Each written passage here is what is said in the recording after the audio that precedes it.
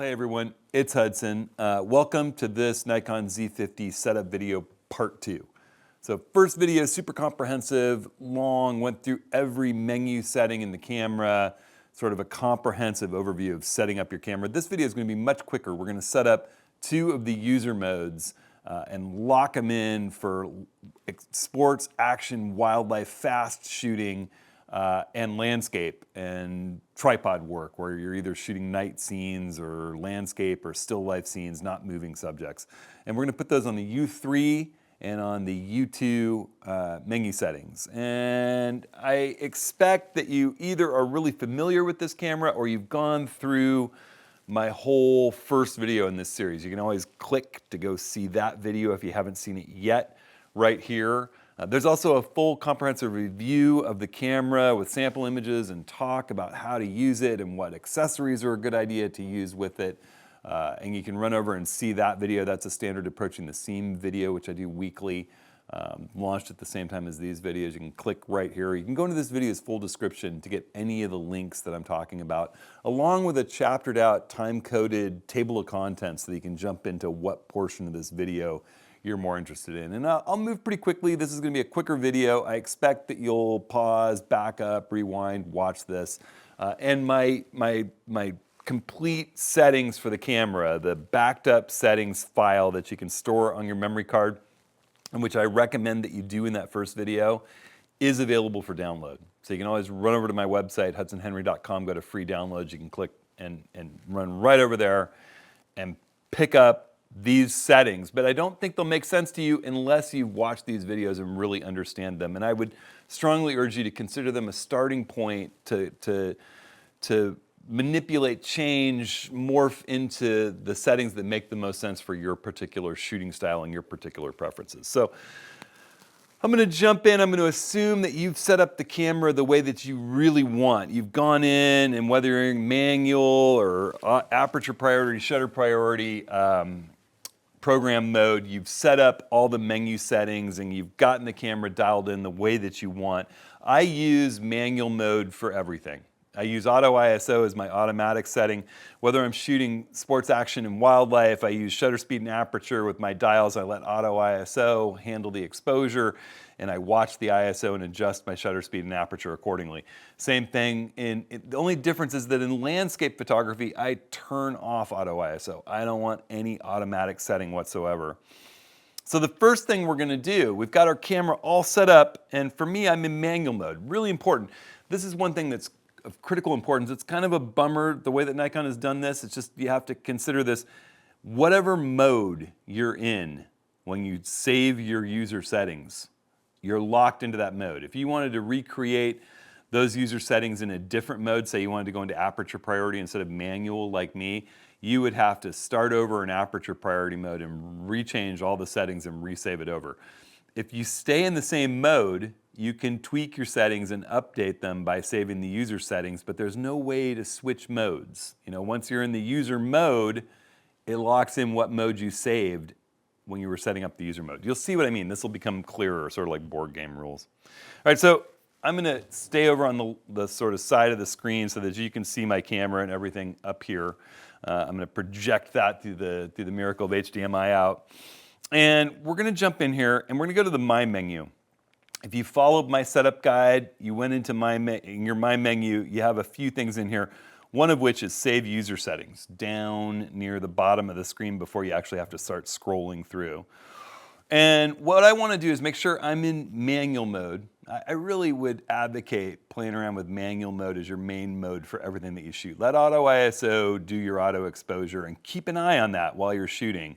You know, if you're more comfortable in aperture priority or shutter priority for the work that you do, by all means, you can stay in that mode. But whatever mode you lock in here is going to be locked into your user mode. As I said, you'd have to start all over if you want to change modes once this is done. So I'm starting off in manual mode, and I'm going to go into Save User Settings. Now that Save User Settings, if you don't have it in your My menu, is also near the top of the Setup menu. As you can see, it's the second line item in the Setup menu. Okay, but I'm going to go down to My menu where I've got it. You would go into it, you say Save. We're actually going to save to User 3. We're going to set up, well, we're going to save to all 3. I would have you save your generalized settings, the settings that you like for all your menu options. You know, back button focus, all of those things. You're gonna save those into user 1, and you'd say save settings. I don't wanna do that because I've got a few tweaks for doing this video for my timeout modes. You go into save user 2 and you hit the OK button to save. I'm gonna go ahead and cancel. And you go in and save them to user 3. Okay, that way all 3 of your user modes have your base settings already. Okay, they're all gonna be in manual mode. Now you're gonna flip your mode dial, all right, into user 3. You'll notice that a lot of my settings change. We're about to lock that in. And I'm very happy to report Nikon has put drive mode in the shooting menu, and that means it gets saved into user modes. This is the first camera that I know of where the drive mode gets locked in to the user settings, and that is awesome. We no longer have to switch the user setting and then change the drive mode too. So the first thing I'd have you change is the drive mode. We're gonna be shooting action. I would have you put it into high-speed continuous, but not high-speed extended release mode, all right? And you do that by just pressing the drive mode button and holding it while you twist the back command dial. I like just standard high-speed continuous 9 frames a second with this camera. That way you get full 14-bit RAW files, the highest quality files that you can possibly get. You get your exposure changing throughout the sequence if you're turning and the light's changing. You just get a little bit higher quality capture not using the extended. The extended gives you a little bit faster frame rate, but a little bit lower quality RAW files. There you go. So I'm gonna go high-speed continuous. You can choose extended if it's important to you.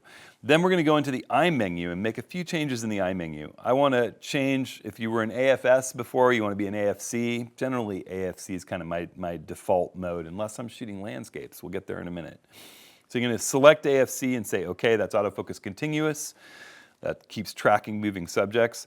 And then I want to choose wide area large. Now, if you're a person who only shoots birds, you could select birds as your bird detect mode here, or wildlife if you're a wildlife shooter, or people if you only shoot people. But the auto area or auto subject detection, it'll go for people, then animals, then birds, then vehicles and airplanes last, okay? So we're gonna stick with our, we're gonna go to auto subject detection for right now, okay? And that's essentially all that we're changing in our I menu, okay? When it comes to our shutter speed and aperture, I would open your aperture up wide for whatever lens you shoot action with in general. You know, I generally, with this camera, would expect a lot of you are shooting with the 50 to 250. You open your aperture all the way up wide with the front dial if you're in manual mode like I am, and then put your shutter speed up around 1,000th of a second. You can always adjust down from there. One of the bummers that Nikon hasn't fixed yet, I've talked to them about it, is that when you lock in a user mode, it also locks in the shutter speed, aperture, and ISO settings. And if you turn off the camera and turn it back on, it flips back to those originally saved defaults. It would be nice if it tracked your changes when the camera was turned off and turned back on, so that if you decided, well, I really could be shooting these sloths at 1/30th of a second, turning off the camera and turning it back on wouldn't set it automatically back to 1,000th of a second. But you just have to remember that's the case. If you get in a situation for sustained periods of time where 1,000th of a second is not your desired action setting, you can always adjust your shutter speed while you're in U3 and then save U3 over. Just remember you need to adjust it back. I like putting it at 1,000th of a second in case I suddenly encounter birds in flight, unexpectedly, flip to U3 and I'm ready to shoot them and I have a fast enough shutter speed to freeze action. All right, and ISO is gonna be auto ISO. You can hold down the ISO button, set it to base, 100 ISO's base for this camera, and twisting the front dial puts it in auto ISO. Those things are gonna be remembered now, all right? So we're in high-speed continuous, AFC, wide area, auto subject detection, 1,000th of a second, wide open aperture, auto ISO set to base. All right, there we go, done. All right, those are sort of your basic exposure and focus settings.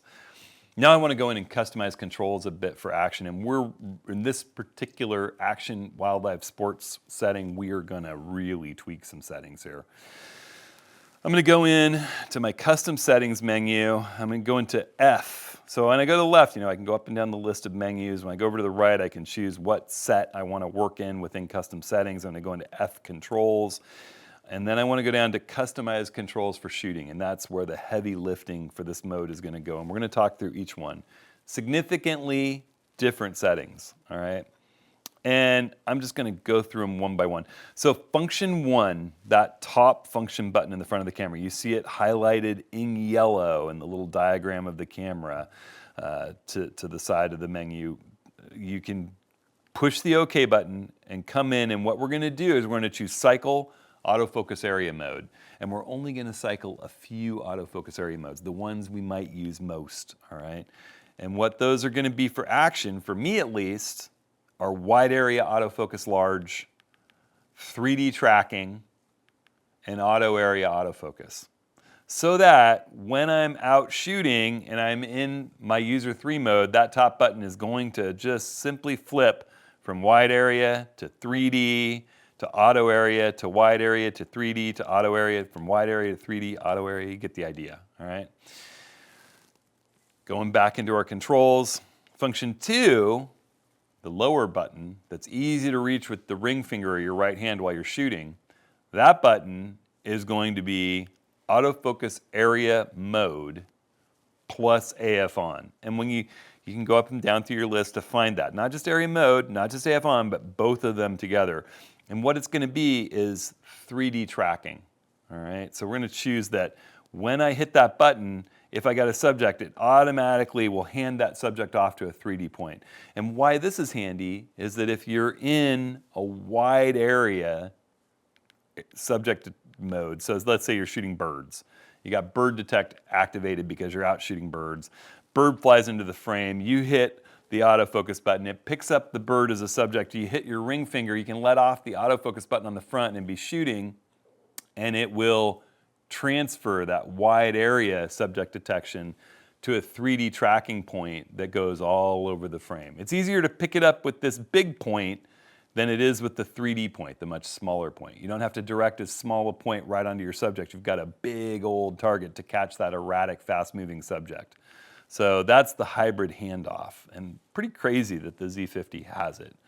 Right, so just by holding, you can capture it with your back button autofocus with the big wide area autofocus area, and then transfer it to a 3D point that's tracked frame wide with the ring finger. And you can let off them with your back thumb and just keep shooting. All right. Then the third big change is that the display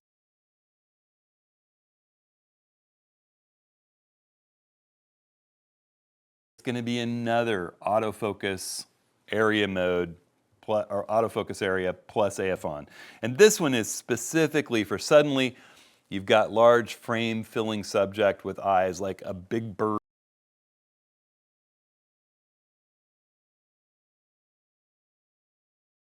You know, a large subject, a runner coming at you, and they're the obvious subject, they're the closest, they're the largest. What we're going to do is AF area mode, just like we did on function 2 button, plus AF on, but we're going to do auto area autofocus. So what this one does is when I hit the display button, it's just going to be looking for a subject anywhere in the frame. It's going to pick the obvious subject. And auto area autofocus works really well. This is particularly used by birds in flight photography. You know, when people out capturing birds in flight, if they've got decent lens like this 50 to 250, which is the equivalent of 75 to 375 on full frame, if you've got birds anywhere nearby, you ought to be able to somewhat fill the frame at 375 millimeters, and if they're the only subject out there, the camera's going to pick them up, pick up their eyes, and catch them in auto area autofocus mode. So you don't even have to worry about directing a point, not even a wide area point. So it gives you a second back button focus. The AFL, AEL button is going to be wide area autofocus by default unless you switch your subject detection modes with that function 1 button. And then if you just instead hit the display button to the side of it, that's another back button focus for just auto area autofocus. All right, so just yet another third way. So you've got ways to switch autofocus area modes with the function 1 button. You've got focus with the back button. You've got transfer whatever type of focus point you've captured a subject with to a 3D tracking point with the function 2 button. And you've got auto area focus with your display. And trust me, it sounds super complicated, but if you go out and start practicing with it, practice, practice, practice, you'll find that you have the ability, without going into a menu, without changing a thing, just with button presses, without taking your eye out of the viewfinder, the ability to capture just about any kind of subject with the incredible subject detection that this camera is capable of. So the next question, if you're thinking about it, should be like, well, where's display? Well, that's gonna go to our movie record button. And the movie record button, if you'll remember in our generalized settings from the first video, was depth of field preview. For those apertures narrower than f5.6 where the camera doesn't automatically step down, as you step down to those smaller apertures, you could hit that button to stop down and see the view. This is more for landscape, still lifes, you know, things that aren't moving that much. In action photography, you're not going to be hitting depth of field preview to look at whether or not everything in the frame is in focus. You're moving fast, you're tracking subjects. Now all of a sudden that button gives us the cycled through different display modes. All right, so you can use that like you would the display button before. We're just transferring it from the back where your thumb would touch to right next to the shutter button. Your shooting finger, your index finger can move over and tap that. All right. I don't think there were, there's a couple more changes. I have changed my picture control button to be a clear view. I think that clear view on the picture control button is more powerful than picture control. And picture control can be on your I menu or someplace else, or in your my menu if you want to be switching, you know, whether you're in neutral or in monochrome, which are the two that I use the most. But having that extra button that we have up here now, the new picture control button, gives us something else to work with. And I like leaving that as a just clear view. So what happens is when I press that button, I get nothing but my focus point. Not even the level, not even the grid. It's just a clean view for composition. Off, on, all right? So now my display button is cycling through the different display modes, all right? That kind of clean grid view with just the focus point and the histogram and the touch autofocus controls and the level. The simple information, the detailed information, all the shooting details. But if I hit that picture control button, I get a clear, clean view. And that's something I'd consider changing.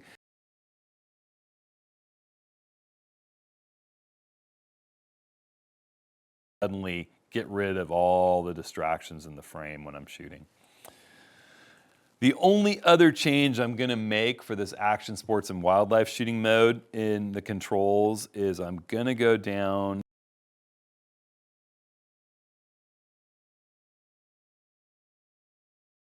These kit lenses that come with the Z50II, the 50 to 250 has no function buttons, but there are lenses with function buttons. You know, say you were shooting the 100 to 400 millimeter lens that's for full frame. On this camera, that would be 150 to 600 millimeter lens. Amazing for wildlife, right?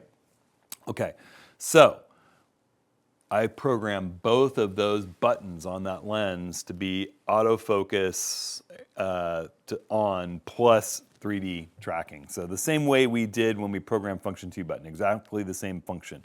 Why? Well, because when I'm holding the lens, how different lenses you hold different ways. Some have one function button, some have two function buttons.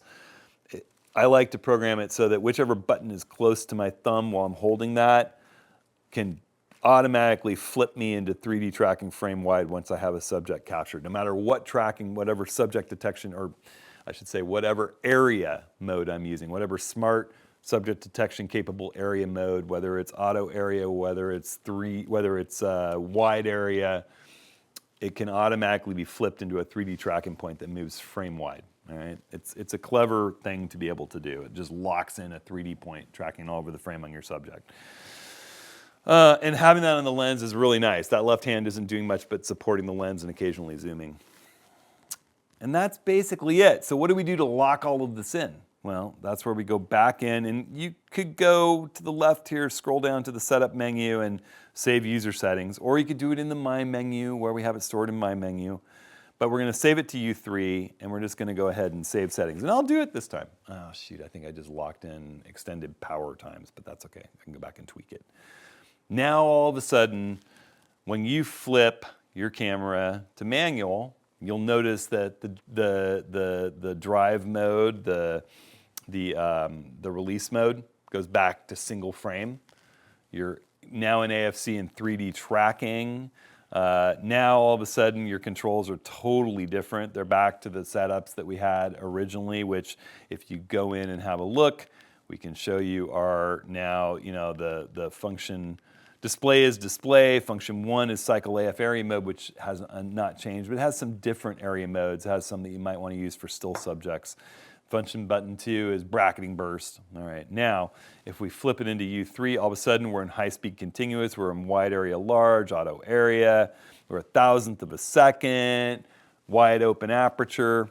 You get the idea. All right, so that's locked into place. Now, we're gonna flip to user 2, we're gonna go in and we're gonna change for landscape. And I've already done some of this, all right? What I'm gonna do is I'm gonna jump in, I'm gonna slow my shutter speed down to about 1/30th of a second, thinking about tripod speed settings. You could set your aperture if you want to say f11, all right? ISO is base ISO, and we're not auto ISO. We're in control of all 3 legs of the exposure triangle when we're on a tripod, working slowly, crafting an image, keeping that shutter speed. Well, the shutter speed doesn't matter as much because we're on a tripod unless things are moving in the frame, and we can use a narrow aperture to do a storytelling image with lots in focus from foreground to background, lots of depth of field. Base ISO for less noise and a really clean, high dynamic range image, all right? Then what we want to do is go into the I menu, and we're going to choose autofocus single servo, that accurate, locked-in focus. It's not tracking moving subjects. We're crafting a landscape image. All right, and then for our focus point, we don't need any kind of smart subject detection. We want pinpoint autofocus, all right? A small little pinpoint that's just gonna lock in on exactly what we want our focus point to be. I'm gonna set exposure delay to 1 second so that when I press the shutter button, it waits a second before it actually fires the frame so there's no shake from my hand induced. All right, and that's the settings that we're gonna change. Otherwise, I'm gonna leave everything identical. If I'm shooting at night, getting into that starlight view and the red overlay, the warm display colors is as simple as jumping into my menu and turning on starlight view and turning on the warm display colors. Easy peasy, all right? That's the kind of thing we do if we were working at night. Simple to do. This is basically set up how we want it, all right? It was locked in manual mode from the beginning. You definitely want manual mode for your landscape work. So now all we have to do, yet again, is jump in here, and we're gonna go into our setup menu and save user settings, and we're gonna save it to user 2. You would click OK. I'm gonna avoid that because of the power off. Now, all of a sudden, the minute that you flip to user, well, actually, let me save it. I'll go back and tweak it again, so that we have our aperture saved like I just showed you. I'm gonna save it, all right? Now, when I flip into manual mode, I'm in my general knockaround mode. It might potentially be at f4 and 250th of a second as I'm rolling around, right? Auto ISO, AFC 3D tracking. I can run my 3D tracking point around with my finger or with my joystick on the back or my D-pad. If I flip into U3, suddenly I'm in wildlife mode. I'm at 1,000th of a second, wide open, auto ISO, high-speed continuous, ready to track, wide area. All right, if I flip it to U2 to put it on a tripod, I'm at 1/30th of a second, f11, 100 ISO, AFS, pinpoint autofocus, the whole 9 yards. So just remember that if you adjust settings, this is one of the bummers. I could go, say, down to f8, 7.1 and ramp up to 160th of a second. I turn the camera off. We give it a few beats. And then I turn it back on. I'm back to 1/30th of a second, f11. So that's a bit of a bummer. I wish they would change that. You just have to remember it, particularly in your wildlife mode. And that's where I would recommend. You're in wildlife mode, you're shooting slower moving subjects. You're not after birds in flight. You don't need that 1,000th of a second shutter speed. Well, let's say you've ramped down and you're trying to get a better ISO and you're down to, you're feeling pretty good about hand holding at an 80th of a second for the crocodile moving around in the river in Costa Rica. All right, well, so what you should probably do then is jump into your menu really quick, and in your My menu, so you don't have to go searching for it, we've set up save user settings, and if you tweaked that shutter speed, you just go ahead and save the settings. Boom, right? Done.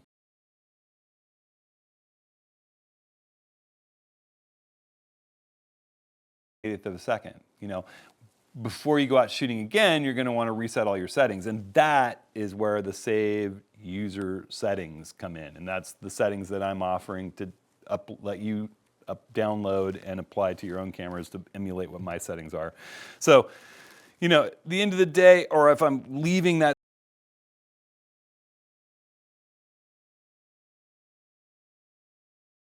thousandth of a second. I'll jump back in, I'll save my user settings, save it to YouTube, save, right, done.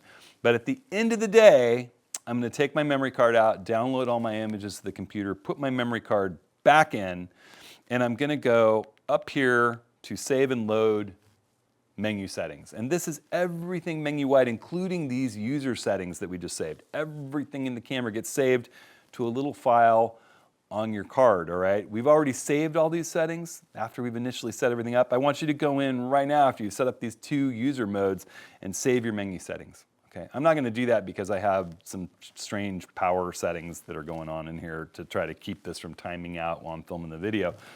But you would go ahead and click OK, save the settings.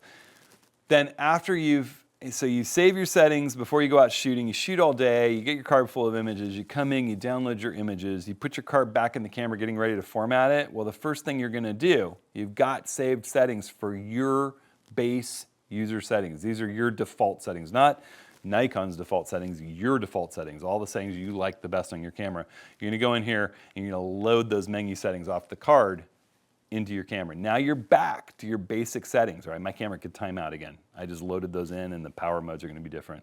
So then I would format my memory card, all right? You could go in, you could delete all the memory. I don't wanna do that right now, but you could say yes. Unfortunately, that's also gonna wipe your settings off the card. I wish Nikon stored those to internal memory and then let you export them to the card to back up, but instead they're only saved to the memory card and they get wiped out by formatting.